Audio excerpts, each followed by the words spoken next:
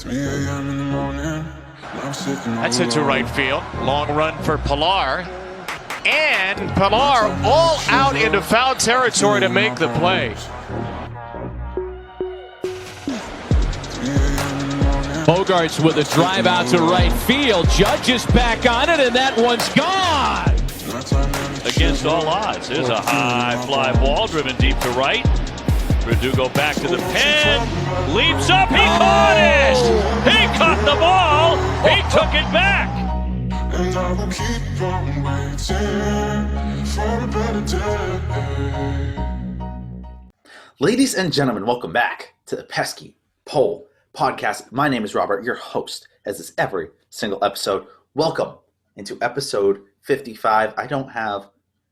Adam, can you name somebody off the top of your head that's worn the number 55 for the Red Sox? Number 55.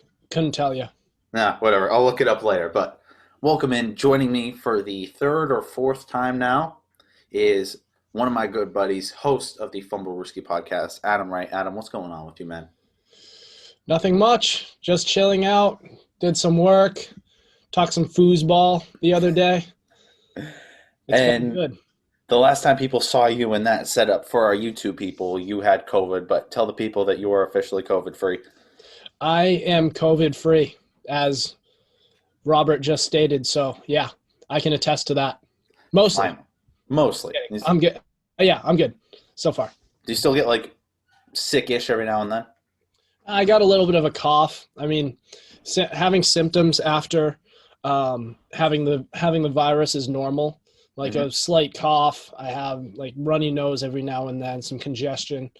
But, you know, that stuff is the only major problem with it. Well, not major, I mean kind of major, is that, you know, when you have it, when you have these symptoms and you're out in public, like you cough a little bit, and with the way the world is, everybody just freaks out.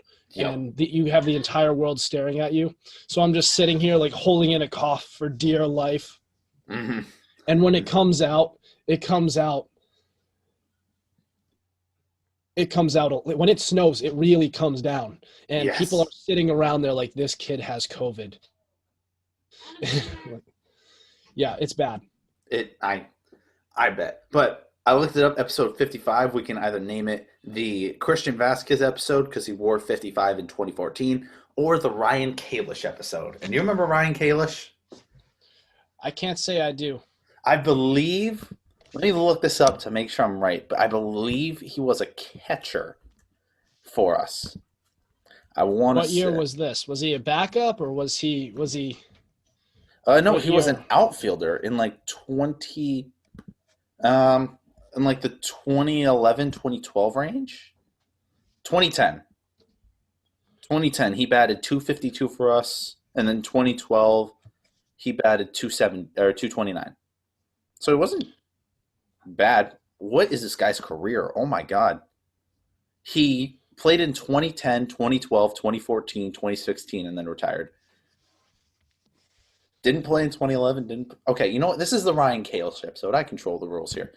Welcome to the Ryan Kalish episode, everyone out there. But without further ado, let's get right into it. YouTube, you get to see me every single week, along with Adam sometimes, and a bunch of other different co-hosts that I regularly process through here. Make sure you hit that subscribe and notification button so you can see every single host that I have in, every single episode that I'm in. Spotify, iTunes, and Google Play. I never forget about you guys. How you guys doing today? Make sure you guys listen to this episode all the way through, and make sure you guys follow so you can see every single episode. We've been climbing insanely. Like I've said every episode, we've been climbing insanely on those, and I can't thank you guys enough. So without further ado, Adam, you got anything else to say to the people? Watch our foosball podcast. Foosball podcast? Foosball. We out here playing foosball. No, just guys. Let me just say, Adam is not the smartest out there. You guys got used to Ari. For the OGs out there that have been here for more than a couple months, you guys got to know Ari very well. Ari was not the smartest. He was the funniest. Adam is neither smart nor funny. So he's Ari without the funny. And that's why Robert's doing the show alone and not. Oh, it's okay, Robert. I get it. That hurt. Not gonna lie. All right, but first order of business: Fernando Tatis, 14-year, $340 million. Adam and I were talking about this a little bit off camera. Adam is not a fan of this deal. I'm 100% a fan of this deal. Adam, just tell them why you're being an idiot. All right. So I'll explain to the people why Robert is being hypocritical by calling me an idiot.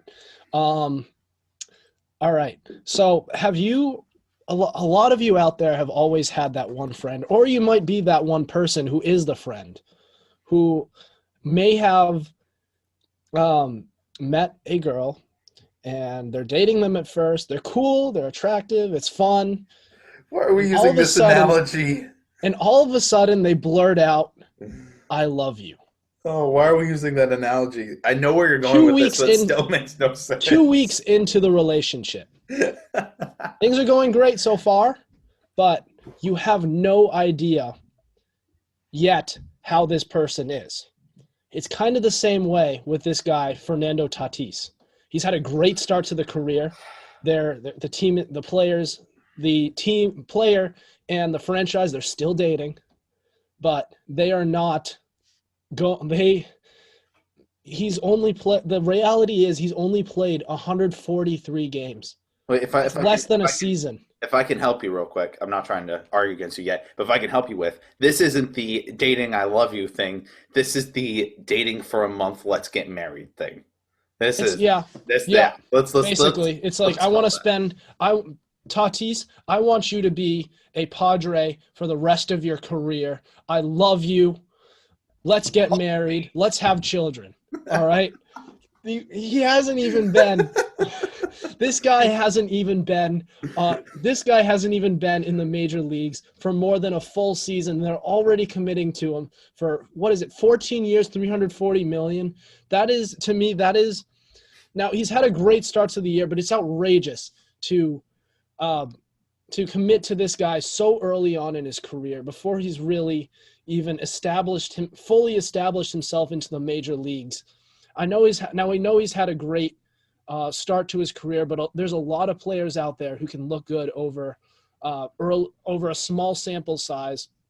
I know I made when you and I were speaking about this earlier on off camera, I brought up Andrew Benintendi, how he had a good start to his career. Not nearly the start that Tatis is having, but regardless, my point stands. You can bring up a lot of players who first came up in the big leagues and they had a great start and they wound up being busts later on. I just think you can't commit to a player like this when he just began his career. He could very well wind up working out, but this is, I just think this is a very risky move. Imagine if you actually get a second coming of what Andrew Benintendi is now, and not only that, you have to commit to him for all this money for all of these years. You're stuck with him. There's a lot of risk. He could very well be one of the best players in the game, but I think it's just too early to tell for sure right now. That's my basic take. Don't tell somebody you love them when you first meet them. And don't get married a month in. All right?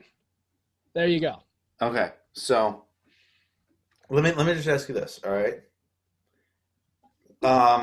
You're a kind of big NBA guy, right? Yeah. Right. Let's take, for example, Luka Doncic. Okay? You know who Luka is, right? Yes, Luka Doncic. Right. One very young player is in his second or third season, right? Just got voted as an all-star starter, one of the best players in the league. Top 10 minimum. If you were the Dallas Mavericks right now, would you want to ink him up for the next 5, 6, 7 years? Not right now. Wait a couple of years. You're insane. Wait a year or so. You are insane. And the reason why is because when a player is younger, you can get them for long-term value for cheaper. You really think so? Talk to Derrick Rose. See how that'll work. Derrick Rose got injured. That's not his fault. All right. Okay, well, injuries can happen, and that's not his fault. Injuries can happen to anyone that has no downward benefit that doesn't hinder a team or player's decision making. It doesn't change the fact that Derrick Rose is a walking injury, and that could easily happen at some point in his career to Luka Doncic. Mm-hmm. You know, anything could go wrong. It can, but you can't base all your thinking on, what if this negative thing happens, right? Fernando Tatis right now is a top 5, if not top 10 player in the MLB. I got to check to see where MLB has so him far ranked. after 143 games. After 2 years. Yes, that is. If he's being ranked with some of the greatest at only 22 years old. Because one of those – so the only full season he played in was when he was called up halfway through the year, and the other year was the COVID year. Mm-hmm. But let me ask, and I think we can both agree that's just an outlier. We can all just disregard that year. No, other than I don't how much is disregard it? it, but I have an asterisk next to it. I still, you get what I mean. But with Tatis, right? Let's say you go through with what you're saying. You fight him through arbitration for a while till he gets to 26, 27 years old. Then you have to schedule a contract with him or else he's leaving, right? If you don't come up with that dollar value that he wants, he's going to say, well, trade me, damn it. If you can't find what I want out, right? So that way the team doesn't end up with nothing for him. Prime example, Mookie Betts, right? We couldn't match the number that Mookie wanted. And after dragging him through arbitration after arbitration until it was 27, then once he was 27, he's like, well, I want this amount of money. And the Red Sox are like, we can't give you that much money. So he ended up getting traded. You know, you can't, especially with a generational talent like Tatis is, you need to make sure you keep him on your team long term. If that means you're over the cap in 5 years and you have to trade Manny Machado, you do it, because Manny Machado's nowhere near where Tatis is now. Manny Machado's in his prime. Tatis is much better than Machado. Well, we don't know that yet. We 100% know that. Tatis is so much better than Machado. Through 143 games, you know that? Yes. As his talent, I'm not talking about future. I'm talking about right now. His talent level is better than a prime Machado. Well, you're signing him for the future, right? Not for right now. You're signing him on what he's giving you now. We obviously can't look in the future. You're signing him based on the production he's given you so far. So far in his 2 years, he has been the top 2 player. In his 143 games, yes. Yes, and he has been a top 3 shortstop in the league. So far. Yes, and that's all you can base it on so far. But if you want to you need a better sample size in order to make a definitive assessment on how this player is going to be in the Yes, and what's going to happen career. is you give him 3 more years till he's 25, and he gives you those reasons. Then he says, hey, I've given you even more reasons. Give me a 12 for $500 million. Right now, you got him at a steal for 14 for 340. Because if you hold that off 2, 3, 4 years down the line, he's a $500 million player. And you just got him for 340. And that benefits Tatis also because A, he has long-term security. B, he gets paid as soon as next year, the big bucks, right? He doesn't have to worry about fighting through arbitration and fighting for every dollar that he can. He just gets paid 20 mil, however much annually. And he don't need to worry about it for the rest of his life. So if he turns out to be, if the worst winds up happening and he does not turn out to be what you think he is, do you think this is still a bargain? Because I personally would not be comfortable paying $340 million to another Jackie Bradley Jr. or Andrew Benintendi. No, why would you? They haven't given you a reason to say that they can either turn out to be a $400 million player or are. Well, that's because they turned out to be that way. What? They turned out to be that way. In the years following their early career success, where we thought these guys could turn out to be superstars. You can't realistically tell me that after 2 years of watching Andrew Benintendi, you said that man's going to be worth a 10 for 300. You realistically I don't think 10 for 300, but I think we could have easily been talking about if he keeps up the production that he has put up. I think we could give him a $100 million deal. We wouldn't be trading him for Franchi Cordero, that's for sure. Here's the thing. If he kept up he would be like another Jacoby Ellsbury if he kept up the production he was early on in his career, his first 3 years. Yes. All right. And here's the thing with Andrew Benintendi, right? If I'm just looking at 2016, 2017, 2017, or 2018 Andrew Benintendi, and I have to say I have to put a contract out there for him for long term. I'm not doing anything more than a 6 for 125 max, because that's the amount of production that he's given me. He proved to me that he is worth a 625 if he doesn't improve at all, right? With Tatis Jr., if he stays at the same level and doesn't improve at all, which he's my age, God damn it, he's 22, right? His prime is not supposed to start for another half a decade. He's supposed to get much better. But if he stays exactly where he is right now, which is the best shortstop in the game, then you just got to steal for him. He proven to you that if he stays at this level where he is right now, for the next, I would say, 11 out of those 14 years, because obviously at that time he'd be 33 and his prime would start to dwindle away. So if he stays the exact same as he is for the next 11 years, which is the best shortstop in baseball, you got to steal for him at 340. Okay, that's a pretty big if, though. We can't. That's not a big if. You can't guarantee anything. Like I said, players will have bad years. Players will have injuries. You can't base your entire thinking off that. You need to say, okay, you can what's have this injuries, player's? and you could also wind up to be a massive bust.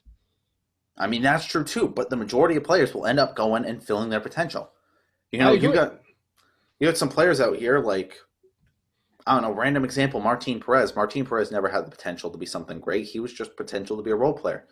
He filled into his position and has been a serviceable pitcher on many different teams.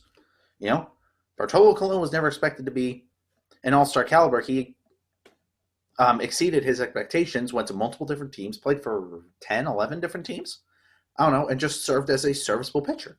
Okay, but this guy has high expectations. Yes. He's fulfilled them so far, but like I've stated several times, this isn't a big enough sample size to definitively say that he's going to be a great player. If you want to make a case, you want to sign him early on, sure, be my guest. Maybe wait a year, a couple years or so, 3, 4, maybe. So, 23 years old, you're saying the Red Sox should not have offered Mookie a 6 for 150 that was also 3 full seasons into his career where he's actually put up. Was it 3 full seasons? I believe so. Yeah. Let me check that. I don't think you're wrong. I just want to make sure. It was back in 2017 when they offered him that deal, and he was in the midst of. So he was a major leaguer at 20 or 21. And by the way, he was extremely consistent with what he was doing. You're right. So let me say this, right? Before his 2016 breakout, it was right after his 2016 breakout season, right? Where Tatis has really had 2 breakout seasons, right? It was right after his 2016 breakout season. They go and offer Mookie a 6-year, 150 deal. You think that was too early? You think that wasn't big enough sample size? I'm sorry? They offer Mookie a 6 for 150 at 23 years old. Tatis is only 22. Yeah, Tatis is only 22. They just gave him a 6 for 150, which is the same amount annually, basically. You can't take into account age. It's the amount of time that they've been in. Each player has been in the league. Mookie Betts at 23 had already proven himself. Yeah, he had about. And honestly, I think 340. I think 150 that's an undersell. They should have given him 200 at least. You can make a push for 250 with that guy. He's a franchise player and a generational talent that they may not get for a very long time. But that's what I'm telling you right now is Tatis is already being compared to those players when he's 22 and Mookie's 27 and Trout's 30, 29. If he's able to do that, then great. But this is way too early to make comparisons like that when he hasn't even put a full season under his belt. Then why are you making comparison? Why are you saying that Mookie was generational talent when he was only 23 and 3 years into the league? Because he had already put together 3 full seasons. No, and he had already been 2.5, just over 2 full seasons. It was 3. No, he played 158, and then he played 145, and then 52. So it was about 350 something, and about 2 years worth of baseball is about 320 something. So nobody plays the full 162 anymore. Yeah. And if you get close to that, then that's considered an achievement. Mm-hmm. I consider 158, an amazing job. You know, he only missed 4 games. You know, players get fatigued. It's kind of a full MLB season turns into it's just a grind. Yes. So I put that. We're going long on this, but people that are watching right now, please comment which side you're on right now, because obviously Adam and I come from 2 very different standpoints. Let us know down in the comments, please. We've been talking for that for like 14 minutes. Well, it's a solid topic. It's a big topic in the NBA. Yeah, MLB. Close enough. Right, let's get into the next actual Red Sox news. We decided to make a trade, another interdivision trade, the second one this offseason, which rarely happens, right? We decide to send some of our one of our terrible pitchers and another decent pitcher to the Rays, Chris Mazza and Jeffrey Springs. We got a minor league catcher, Ronaldo Hernandez, and a 23-year-old Nick Sogard, who was picked in the 12th round in the 2019 draft.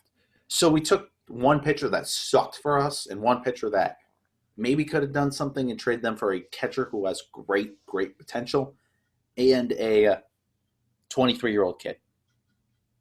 I like it. It's very much, and you and I said this before, it's very much a Heim Bloom move.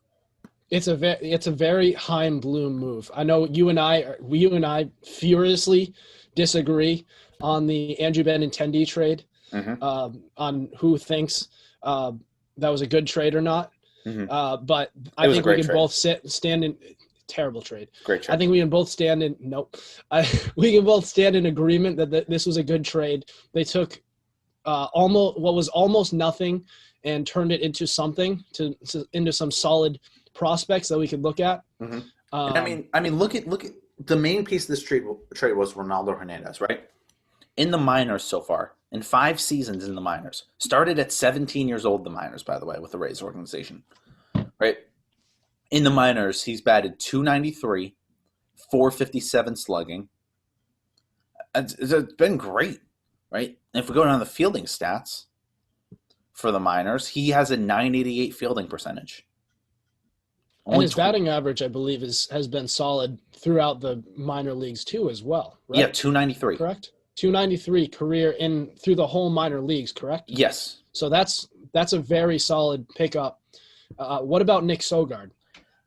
Pulling it up as we speak, Nick Sogard, I believe, wasn't as promising as Hernandez.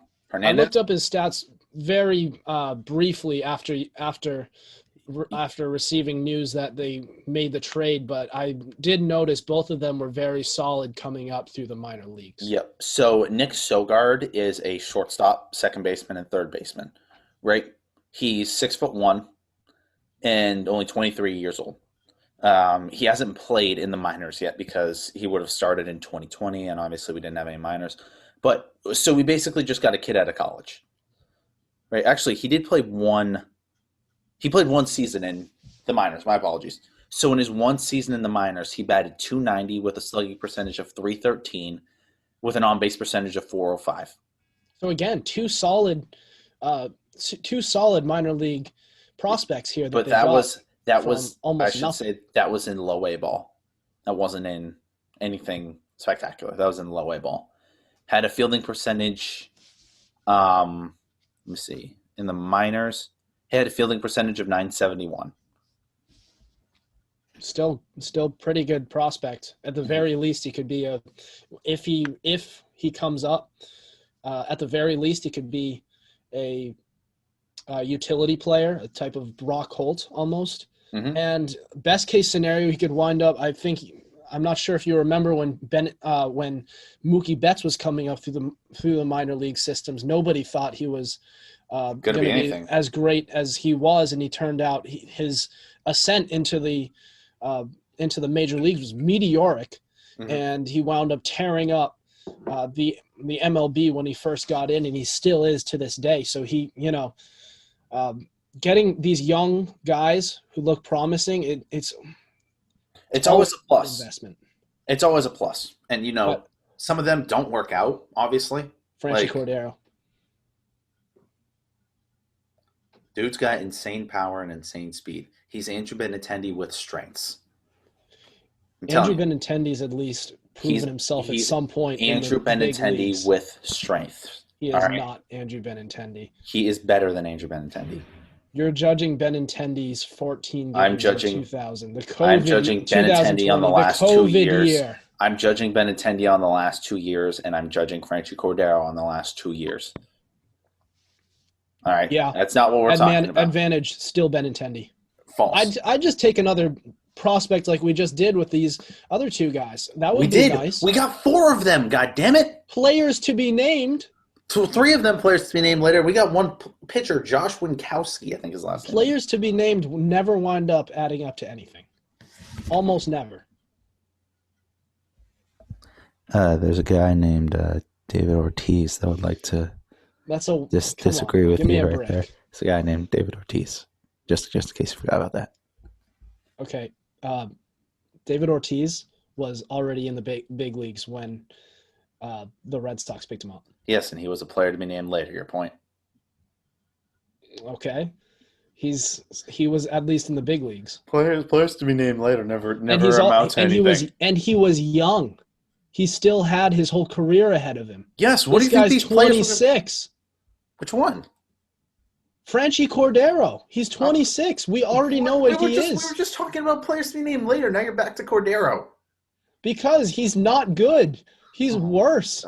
Next topic. I have to blur that out now. I forgot we're recording. Whatever. We keep rolling. So the Red Sox picked up another pitcher. All right. A guy named, I'll never pronounce his last name right.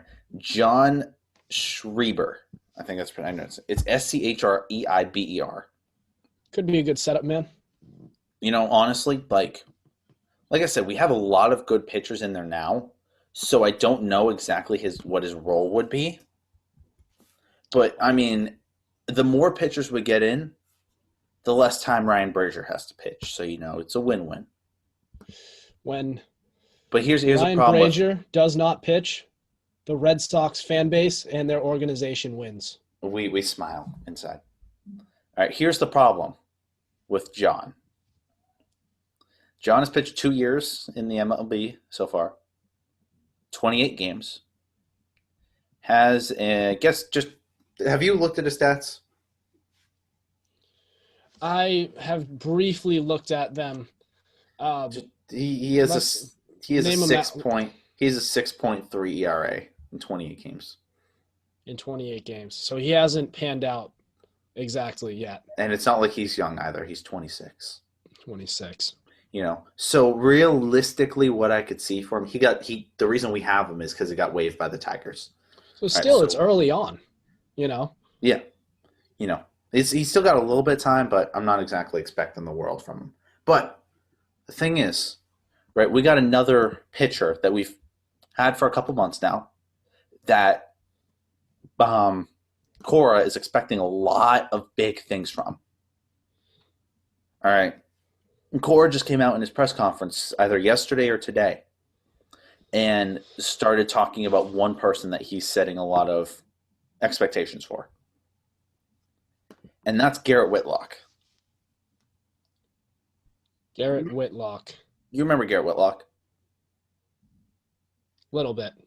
So we got him out of the Rule 5 draft from the Yankees. He was on the show back in December. Really, really humble guy. Mhm. All right. Like I sat there and talked to him for about 30 minutes or so. If you guys are out there listening, just go back and listen to that. All right. So you can get kind of a base idea of what to expect from Garrett Whitlock. But from my 30 minutes talking with him, he's a very, very humble guy. All right. He doesn't take anything for granted. And I asked him, like, what can we expect out of you for this year? And he said, look, I'm going to keep my head down. I'm going to work. Right? He's like, I'm just going to put in the work and I'm going to give it everything I got. Right? And Alex Cora came out and said this today. He said, Whitlock is a guy I'll be paying a lot of attention to. He plays the part. He threw a bullpen yesterday. It was very impressive. The most impressive thing about him is the way he acts, the way he the way he takes care of his body and what he does. He's a very quiet kid. He knows what he wants to do. I'm looking forward to seeing him pitch and where he takes us. I mean, in one area, right, the same thing was said by Braun Rennecke about Matt Hall, which, gross, first of all. We're not gonna talk about Matt Hall. No. R.I.P. Right. But with Garrett Whitlock, right, he's got something to prove. Kid hasn't been outside of Double-A baseball. The highest he's been is Double-A. Pitched well in Double-A, yes, but nobody was expecting him to go majors. That's why the Yankees didn't put him on the 40-man, because they didn't think anyone would take him to be on a major league squad. So now that he knows that the Red Sox and Alex Cora had that faith in him to be like, go pitch for us in these situations, right? He has to be on the MLB team all year because of the Rule 5 stipulations. So now that he knows that they have that confidence in him, he's just going to put his head down. He's going to work. He's going to make sure they don't regret that decision. So what level was he last on? Double-A. Minors? So he was in Double-A. What was his he put up very good batting average statistics, correct? What? Garrett Whitlock is a pitcher. He's a pitcher. Never mind. Wrong player. Stupid. So Wrong player. who are you thinking of? Different guy they picked up. So, yeah, the last time he played, he didn't even play in 2020 at all, right? Last time he played, he was in Trenton, with Trenton Thunder. Went 3-3, starting pitcher, by the way. He went 3-3, 500 win-loss, 3.07 ERA, 1.2 whip, which is still very good, and about 7.3 strikeouts per 9 innings. He's not very much of a strikeout guy, but he limits the walks. That's one thing that we got to look forward to, especially when he was in Single A in Charleston. He was very, very good at limiting walks. So a guy who can sort of keep guys off base. And has he been a relief pitcher or more of a starting? More of a starter. Starter. So they could definitely use a solid starting pitcher at this point. And we'll get into it a little bit after we talk about this, but Cora is keeping the idea open of having a 6-man rotation. Well, Which way there, I wouldn't mind that. I wouldn't either. But with Whitlock, mainly because there's a bias of him being on the show and I got to sit here and actually like meet him and talk to him, I'm expecting great things from that guy. Right? I want him to. I keep forgetting we're recording. How far are we in? We're about 27 minutes in. I got to remember to actually edit this now. Got to wash the potty mouth, Robert. So, what were we talking about? Yeah, with Whitlock, I'm just expecting him to come in here, put his head down, do what he's got to do. Correct. Yeah, I'm really hoping that he's just able to get that done because I want him to be on this team for a long time. Yeah, I'm not sure how long his contract is. Look that up. I think he's here for 2 years, maybe. Somewhere around there. But I can't wait to see what he does. But I feel very bad because I said the same thing about Matt Hall. And I don't like that. You remember how bad Matt Hall was. Pretty bad. Matt Hall stunk. Oh, he's only on a 1-year deal. Okay, Matt Hall or Whitlock? Whitlock. He's getting paid about $600K this year. So he's up for a new deal. So hopefully he can do well and get that bag because he deserves it. All right. But like I was saying, Cora, if my computer would like to load any day now. So Cora was asked if maybe a 6-man rotation would be in play. And he said that's a topic that's going to come up. it's been a topic in the off season. It will be a topic during spring training, and obviously during the season. There's a lot of smart people, smarter than me, that deal with stuff like this. And they said I sounded like Terry Francona with that answer, right? Which that's a very Terry Francona answer. Like, we'll be honest with ourselves. Yeah, basically. But, I mean, with Sale out, we don't know how good Erod's going to be. You know, there was a report saying Eduardo Rodriguez feels a lot better, and that he could feel back to 100% by the time opening day comes around. And if you forget, Eduardo Rodriguez had a career year in his last full season that he played. What did he have, like 19 wins? Something around there? Like 19? Yeah, he had a great year. ERA, wins, record. It was awesome. He worked out a lot. He was training hard, and we were all expecting this breakout season from Eduardo Rodriguez. Then he gets COVID. Yep. Then he recovers, and then there's still some effects from it. And all of a sudden, he's out for the rest of the year, and now his future is uncertain.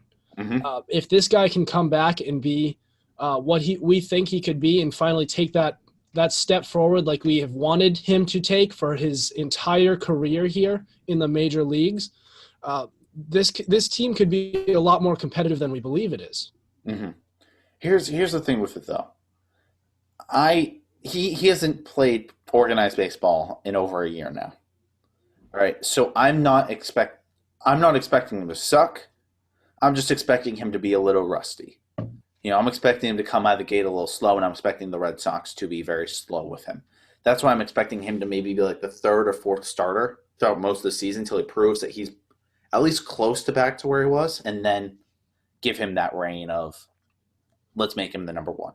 You know, so realistically, we have Eovaldi, we have Erod, Whitlock, Houck, Pivetta, Perez. Matt Andres could be a starter. And then I'm forgetting somebody. They're supposed to have Sale coming back at some point during that season. Or July. So we have a ton of starters that we can rotate in and out. If I'm forgetting somebody in the comments, please let me know. But yeah, I definitely think that a 6-man rotation could be something we can really look into. And plus, the majority of these pitchers only played, 10 to 12 games throughout the season? It's not like they had, their regular 30 starts. They only had 12. So all of them won't be overworked. Yeah, so if we put that 6-man, we're able to slowly get them back into pitching once every 6 days for 6 months, I'm just glad we're getting the full 162 back. Feels good for baseball to actually be fully back. It's only a matter of time before we have fans in the stands. We can go to a game. It's a little off topic, but, feel like we got to get that squared away. Oh, God, I'm going farther down in this article. And it says, with spring training just getting underway, Cora isn't ready to commit to a closer yet. Matt Barnes did the job for the final month of 2020 after Brandon Workman was traded to the Phillies. Adam Ottavino and Hirokazu Sawamura have both some experience in pitching in the ninth inning, though not a lot. And there are plenty of people who think that power lefty Darwinson Hernandez has stuff to close in the majors. Cora said, I don't think it's too early for that. We have a lot of candidates, a lot of guys in the bullpen that can get 3 outs in the 7th, 8th, and 9th. We'll see how it goes in spring training. We'll have conversations with the guys, and they'll make a decision. You guys know how I feel about the ace reliever and bouncing guys all over the place. It's not fair for them physically. You're asking a lot from them, so I like the structure of bullpen. But when we have to make a decision and announcement, we'll get to it. We'll get there when we get there. We do need to get that squared away at some point. It has to be Ottavino. Unless Darwinson really comes out here and proves that he can do something like that, or Hirokazu, I don't think the answer is anything but Ottavino. Matt Barnes should not pitch anywhere past the 7th inning in a close game. Yeah, he's proven to us. He should never be a setup man, even let alone even touch the 9th inning. If it's a 1-2-3 run game, the latest Matt Barnes should have the ball in his hands in the 7th inning. That means if and when he blows the lead, you have 6 more outs to get back to there. You know, he's not a set. That's the latest he should pitch is the 7th inning. Yeah, Never I think I touch can it. second that. And at that point, you would just hope the starting pitcher can stretch to a 7th inning, and then all you have left is the setup man and the closer. Yeah. Not that we even And have that's another thing. Setup man either. Mhm. So we're talking about who we don't even know who the closer is. Who the hell is going to be the setup man too? Here's the way I This see bullpen looks. I mean, it's a bleep show right now. Here's the way I see it. Hirokazu and Darwinson Hernandez should start being setup men because Darwinson throws the ball at like 98. Right? Darwinson's got some gas to him. He's a little just inconsistent right now. Right? And then Ottavino should be our 9th guy. That leaves us with Brazier, with probably Andre East will be a reliever, with who am I forgetting? Barnes, and with a couple other guys to be your kind of 5th, 6th inning guys when, and with the 6-man starters, that will give them more time to rest. So they can, on the days that they're actually supposed to work, they can go 7 innings. I don't remember a ton of games where we had a starter last year go past 5. Right? And every 5th day was a reliever game. I mean, at that point, you can't even blame the bullpen. At that point, it's obvious, very obviously the starting rotation, and that needs work. Mm-hmm. I think if this team, this is looking at the big picture here, the next year or so, next couple of years. Hold on. All right, I'll speak here. And when Robert returns, we can talk about this more in depth. But in the bigger picture, when we are looking at this rotation, we need Chris Sale to come back and to be that ace pitcher that he was before this season started. Before 2019, he was a huge reason for why they were able to win the World Series in the first place and why that team elevated to win 108 games and be, quite frankly, one of the best, the best Red Sox team in Red Sox history. So they need him to come back and be 100%. They need Eduardo Rodriguez to be the guy he once was. Otherwise, we're looking at a couple of years, at least 5 to 10 years, where we won't be in championship contention for a very, very long time. Okay? So. Have you been sitting here waiting or have you been talking? I've been talking. Okay, good. So Robert, I don't have to actually edit that out. I apologize, people. I'm technically not working tonight, but of course I always get thrown into it. Even when I tell people, hey, don't knock on my door, I'm recording.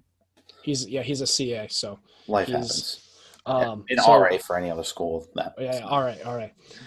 So what I was saying, and I told our audience while you were gone about this, is that looking at the big picture in these next couple of years, if they want to be in contention anytime soon, they're going to need that rotation to come back and be healthy again with what they have. They have Chris Sale. They need him. Yep. That's the number one guy. They need him to be back and be 100% the guy, or at least to some level be the guy that he was in his years before 2019 when he fell off the cliff a little bit. Yep. They need Eduardo Rodriguez to come back and eventually be the guy we think he can be, or at least what he was before. That was good enough too. Yeah. Eovaldi, we need him to be a solid starter.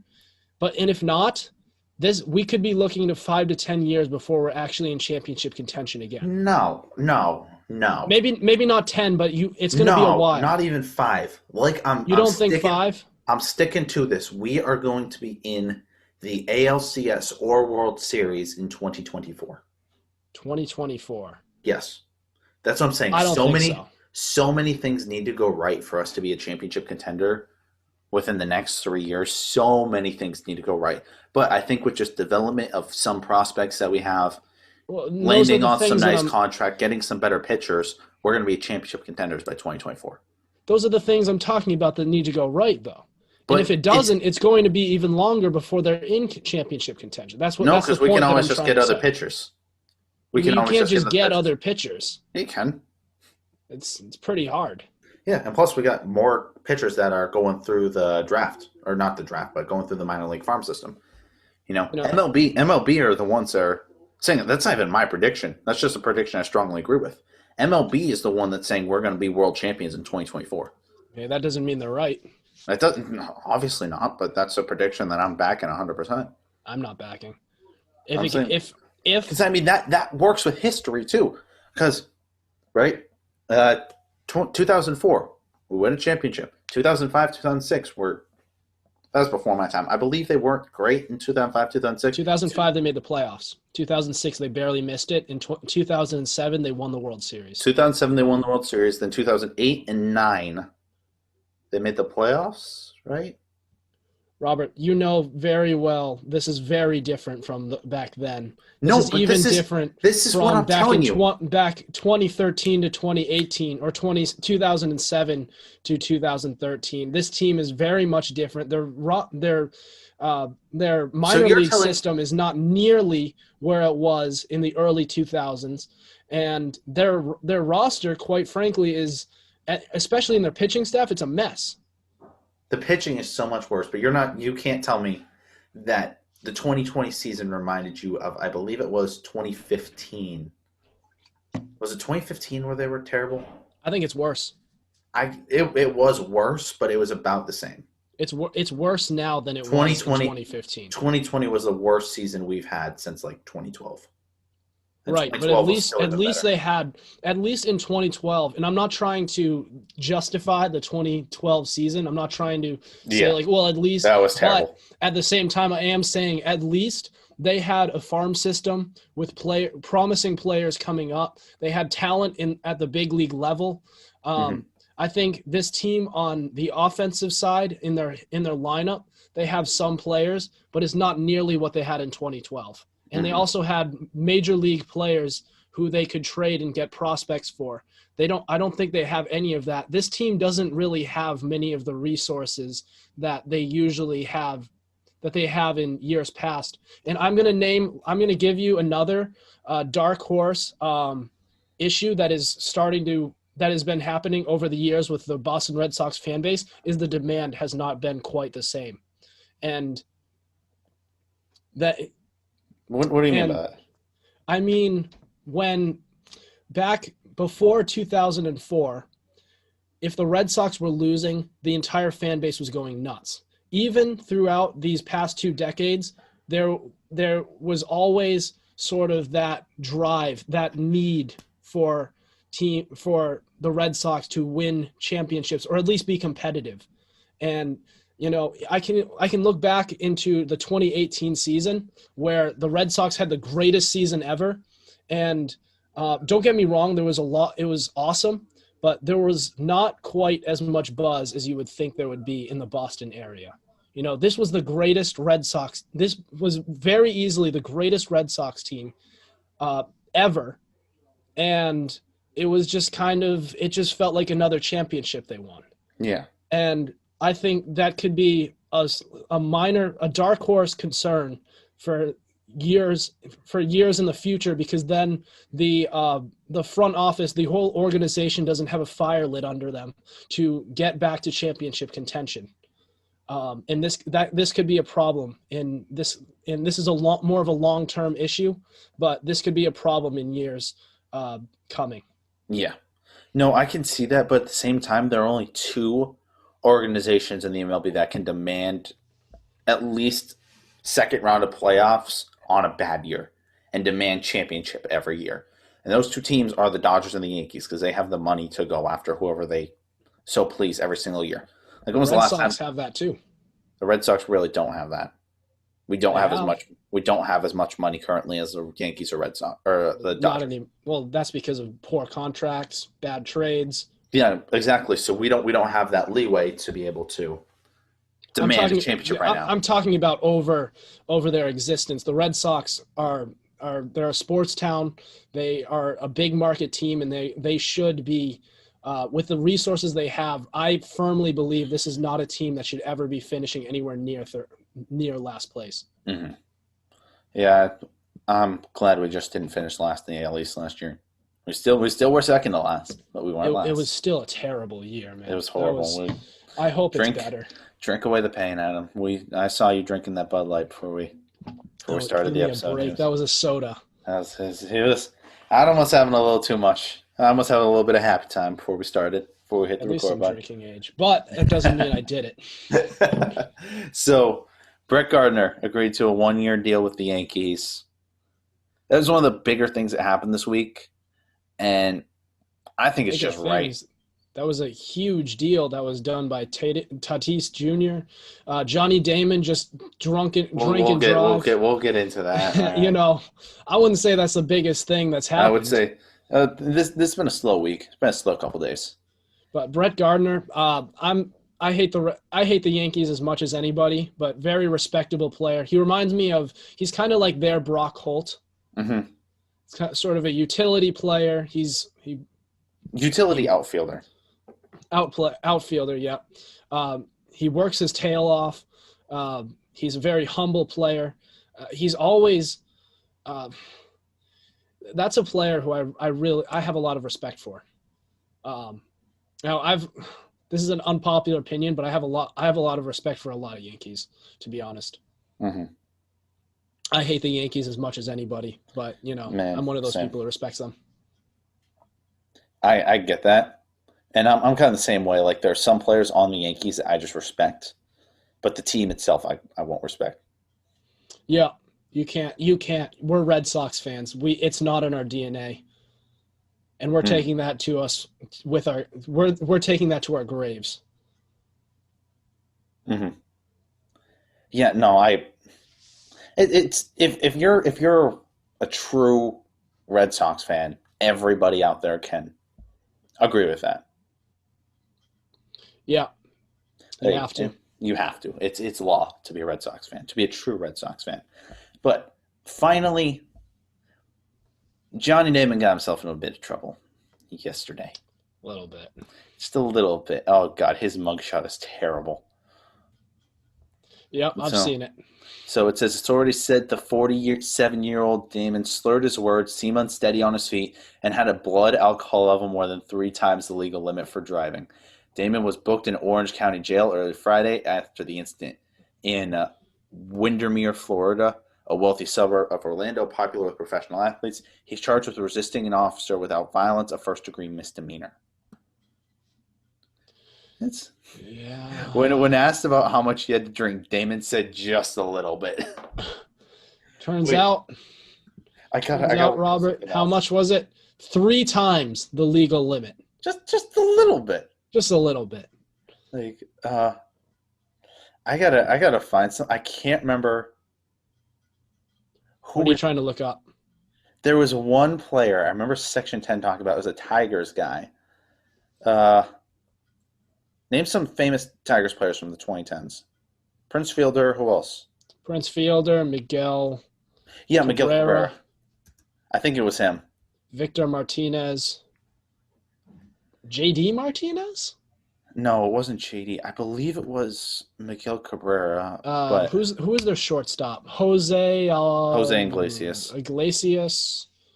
Who was their second baseman? It was. I got to find the story. Torrey Hunter.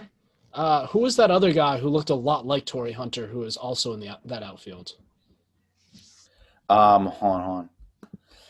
I gotta look this up because basically Miguel Cabrera had a DUI incident when he was younger, and it just reminded me of this so much. Let me see. The reports indicate that Cabrera forced at least 2 cars off the road due to his reckless drinking driving. The Range Rover he was piloting caused a Walmart tractor trailer to go off the main road, another car to swerve off to grass to avoid a head-on collision. A driver of one of the cars that Cabrera jeopardized called 911 to warn the police. Where is it? It was so fun. Yeah. Numerous details about Cabrera's February arrest have come to light since the incident, including his brandishing and drinking of a whiskey bottle in front of his arresting officers, asking the officers on scene to kill me, and telling officers he wanted to blow up a steakhouse that refused to serve him that night. Miguel Cabrera said Miguel Cabrera.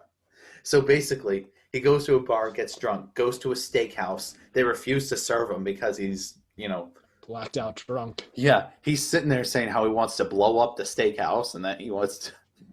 He's sitting there yelling in a steakhouse, goes off, drives, which obviously is something no one should ever condone, starts driving on the other side of the road, forces a tractor trailer off the road, plus another car. The car calls 911. Cops come to arrest him. He says, kill me in front of the officers while still swinging some more.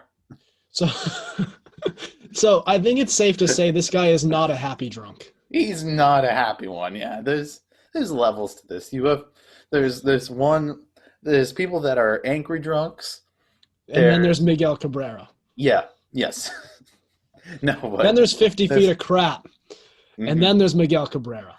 Then there's the people who get very happy when they drink. There's the people that just want to do nothing but dance. There's the people that think clothes are not a necessity when they're drunk, which I think Adam's one of those people. All right, I have a video of Adam shotgunning a beer shirtless. All right, we're not gonna. Yeah, exactly. All right, you have no room. I only had 2. Come on. You have no room to stand. I didn't feel anything. But yet you walked outside in the middle of January when it's freezing cold outside. It was 50 with degrees. No shirt. It was the middle of January. It was 40, 50. There's been plenty of months during February where it's been plenty of days during February when it's been 70. Do you see this 5 feet of snow sitting outside my dorm right now? Okay, we've had days like that, and we've had days where it's 70 degrees. No, have we you have never? Not. No, we have not. Not this year. Not this year. Not this year, but it's happened before. Yeah, it's happened before. Not this year. It was at least in the 40s that night. I didn't feel a thing. Plus, I was only out there for 5 minutes. Yeah, while your dog was doing some things that we won't talk about.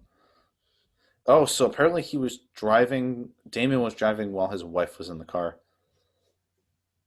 The officer grabbed Megan Damon's wrist and tried to push her against the car because she was not doing what the officer said. She attacked the police officer, didn't she? When asked to perform a sobriety test, Damon said he would because he is, quote, a big boy during his first test. That's a world champion right there. Johnny Damon, I love you. He's a big boy. He's got the heart of a champion, I'll tell you that much. During the first test, which required him to follow a red LED light with his eyes not moving his head, Damon kept turning his head despite repeating an instruction not to, the police said. During a walking test, Damon took 3 steps, stumbled, and apologized. He then held out his arms for balance, took an additional 8 steps. Damon agreed to take a breath test in the DUI testing center where his blood alcohol level measured between 0.300 and 0.294, almost 4 times the state legal driving limit. Isn't it 0.08, the Yes. legal limit? And he was 0.3. Good Lord. I'll tell you though, to say I'm a big boy, if you're gonna get in trouble for it, which don't do it, do not do it, don't get in trouble for it. But I think that's the way you go out. I'm gonna do this not because you told me to, officer, but because I'm a big boy. I don't know which is better, saying to an officer, I'm a big boy, or going in and swinging in front of an officer and telling them to kill me. He is a big boy. He's won championships with who? With the Red Sox and the Yankees. Red Sox and the Yankees. Yankees in 09. Mm-hmm. Yankees in 09. Red Sox in 04. That is beautiful. Not many people get to say that they've won championships for both sides of the rivalry. Yep. And be a key piece to both of them. Mm-hmm. So, before we go, give me something very good that happened to you this week. very good that happened to me this week. Or just something good in general that doesn't have to do with baseball. Something good. I'm going to go into my expertise in football, and I'm going to say I think that Carson Wentz deal for Indianapolis is actually a very good deal. It looks great for Indy in all different ways. Great roster, great offensive line. He has a coach who when he was their quarterback coach with the Eagles, he was an MVP candidate. Mm-hmm. Probably would have gotten it if he didn't get hurt. But I love it for Indianapolis. I'm excited to watch this guy play. And I think for all of you fantasy football players out there, feel free to feast on this offense, because I feel like this is going to be a fantasy football wonderland, this Colts offense. Just looking at the entire team, just all around, I love it. I'm sorry I'm still laughing, but I'm just thinking the title of this episode is going to be Johnny Damon's a Big Boy. That's the title of the episode. I love it. That's the title. All right, that's what we going with. All right, but what about you, Robert? Let's see. Not a lot has happened to me this week. I was gonna say something about the Wentz deal, but I don't know. The Celtics aren't doing too bad this week. They're doing okay. They got a big win against the Hawks. They're floundering around 500. It's not been good. It's not been great. Reports say that we might be really looking to get Andre Drummond, which we need desperately. I beat one of my residents in Madden last night using David Blau as a QB. Which you can't even tell me what. Who was David? Who are you facing with him though? I was facing the Colts. Phillip Rivers. Yes. And what was the team that David Blau was on? The Lions. Yeah. That's a good win. That's how. And let me tell you, David Blau. All right. Greatest QB of all time. All right. I was controlling him like he was Peyton Manning out there. All right. I was doing beautiful things with David Blau. All right. Second greatest quarterback of all time. Behind Trace McSorley? Yes. No, I'm sorry. Behind Taylor Heineke. Heineke, McSorley, Blau. Wow. Mount Rushmore. Then Peterman. Yep. That's our Mount Rushmore of greatest quarterbacks of all time. Mm-hmm. And it's opposite day. Yes. That was an opposite day joke because. No, that's not. Those are the greatest 4 QBs to ever go in. All right, David Blau even has a cameo. And when he gets back on the cameo, I will pay to talk to David Blau. All right. If it's any more than $20, that's a complete ripoff. I should score an interview with that guy on my podcast. I should. When I send in the cameo, I'll ask him like, "Yo, you wanna come on to a podcast? It's not you play for the Lions. It's not like you're doing anything right now." Yeah, I feel like I wonder if that's an insult to some players to go on a podcast, to be like reached out to. Like they feel like people just feel like I'm just that easy to get a hold of and just reach. That's how I've been doing it. How do you think I've gotten all 5 of my interviews? Yeah, well, right. Brendan Salucci, Travis Kuhn, Cade McClure, Garrett Whitlock, Christian Koss. I mean, it's different with the big league with baseball though, because players they kind of go through the farm system and they sort of work their way up. They don't just turn. It's not like the NFL where they just turn into superstars overnight as soon as they're drafted. You know, it's like those players. It takes time. Like nobody knew who Mookie Betts was when he was first drafted. Yeah, nobody's laughing now. Yeah, you're right. So. Yeah, you got a point there. But literally, that's all I do is I just message people on Instagram and just be like, "Hey, I run this podcast. Would you be interested in coming on? I know you have a busy schedule, so it'll only be like 30 minutes long. We'll talk about your career so far, what you expect for yourself on the Red Sox, blah, blah, blah, all this stuff." Right. And I've sent out maybe 120, more like 70, 80 different messages to people asking, "Hey, you want to come on the show?" And like I said, I've only gotten 5 yeses. Right. And one of the guys, Brendan Salucci, I talk with like quite a bit. All right. It's actually not a friend of mine, which is dope to say, "Hey, I got a friend who's in the who's in the Red Sox organization. That's dope. Right. And I was talking with him, and he's like, he does this thing where he has this T-shirt line, and 50% of his profit he gives to a mental health organization. So I told him, I'm like, hey, when you get this started up, let me know. I'll be the first to buy one. Great cause.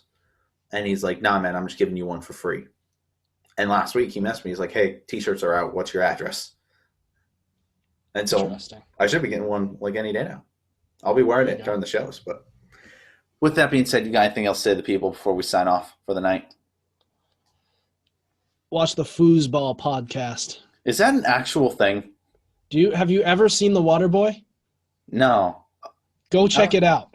It's what this kid, this guy who was a water boy for a college team. He gets kicked off because they were all making fun of him. He wasn't very educated, and then he goes into another college, a more lowly college, and to be their water boy. And it turns out he's very good at football when he's angry. So the lowly coach decides to channel that, and this kid gets like 20 sacks a game, and by the way, his mother does not want him to play football. She calls it foosball.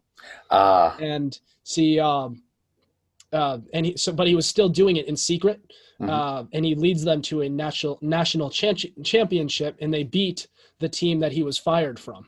And it's a solid watch. Go check it out if you are a football fan.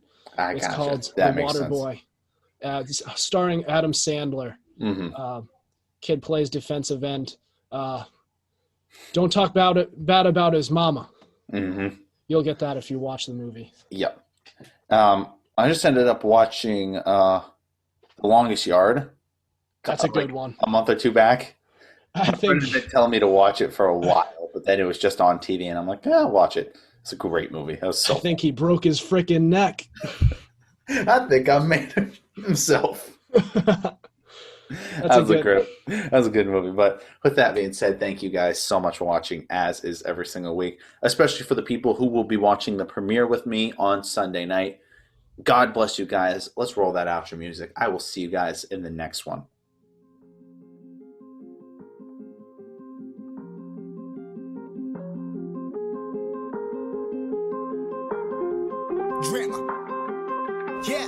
Yeah, I've been running and running to keep it 100. It's all that I wanted, but lately I don't get the stomach. The higher the summit, the harder the plummet. They know me all over this planet. I'm just a man and I can't understand it. Proud that I win and I did it myself. Probably wouldn't if I got the help. Hearing subliminals all on myself. Feel like I'm breaking, I'm falling to hell. Told me I'm sick and I tell her, oh well. Rather be dead than to know that I failed. Live for the chase, life is a race. I'm out of space, so me get on my face. I got a taste, want the whole plate. Finna get laced if you step out of place. Like, first off, you don't run nothing. All talk and your team bluff it. My squad, we all dream crush it. We ain't rushing, no discussion. All I know is us made for this. Paid for this, yeah, slave for this. Been down and I'ma get it right. Get on sight like.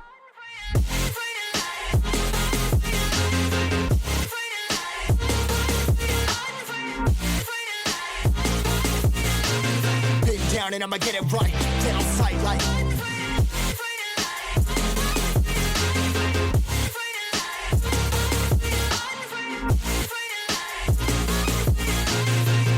And I'ma get it right, get on sight like.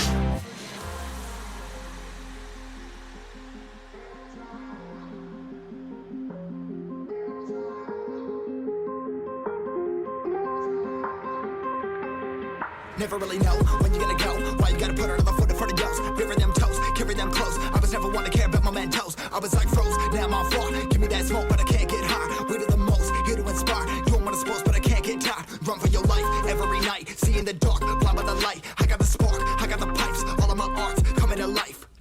Had to face my fears while I chase my peers, and I found my spot.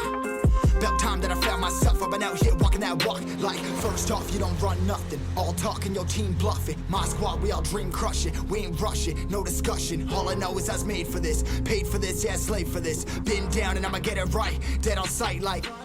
First off, you don't run nothing. All talk and your team bluff it. My squad, we all dream crush it. We ain't rushing, no discussion. All I know is I was made for this. Paid for this, yeah, slave for this. Been down and I'ma get it right. Dead on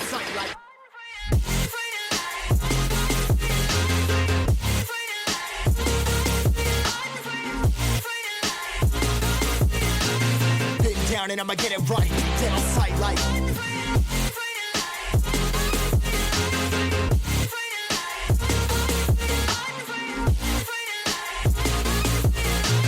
Been down and I'ma get it right.